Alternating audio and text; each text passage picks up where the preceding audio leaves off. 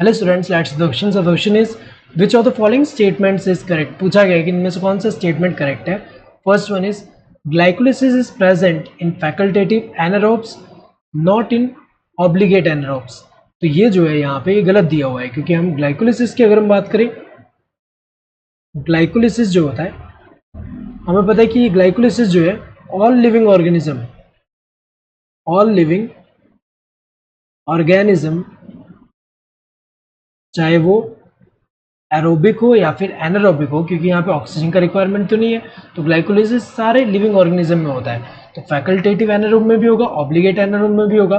Facultative anaerobe का मतलब क्या होता है कि यहाँ पे जो है ये जनरली कैसा होगा, एरोबिक होगा, लेकिन अगर एनारोबिक कंडीशन है उसमें भी जो है वो ऑर्गेनिज्म जो है वो सर्वाइव कर पा रहा है, तो फैकल्टेटिव एनारोब है।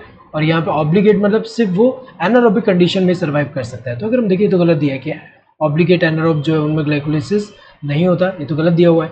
Usually carbohydrates are oxidise to release energy in cellular respiration, ये करेक्ट दिया है, क्योंकि अगर हम देखिए यूजुअली कौन सा मैक्रोमोलिक्यूल जो है जनरली अगर हम देखें ऑक्सीडाइज होता है वो कार्बोहाइड्रेट्स होता है, सही दिया है। Oxidation of one molecule of NADH give rise to 3 molecules of ATP in anaerobic respiration.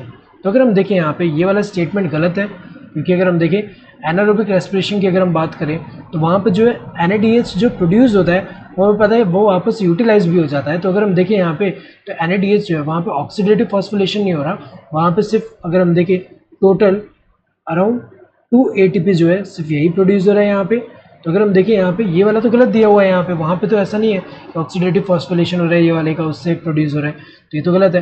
Fermentation takes place under anaerobic condition in prokaryotes only.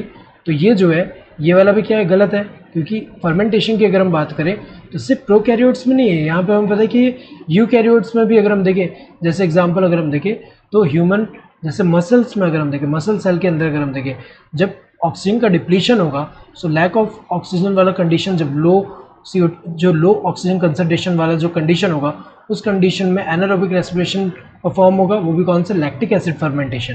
तो अगर हम देखें तो गलत दिया है कि सिर्फ ये जो है एनारोबिक कंडीशन में सिर्फ प्रोकैरियोट्स में ही देखने को मिल रहा है, गलत है, क्योंकि ये जो है ऐसा कंडीशन जैसे ही जो मसल्स की अगर हम बात करें तो वहाँ लो O2 कंसंट्रेशन में भी देखने को मिल रहा है, तो ये तो गलत है। तो इनमें से कौन सा करेक्ट है, this second one. So correct answer would be this second one. Hope you understood the question. Thank you, all the best.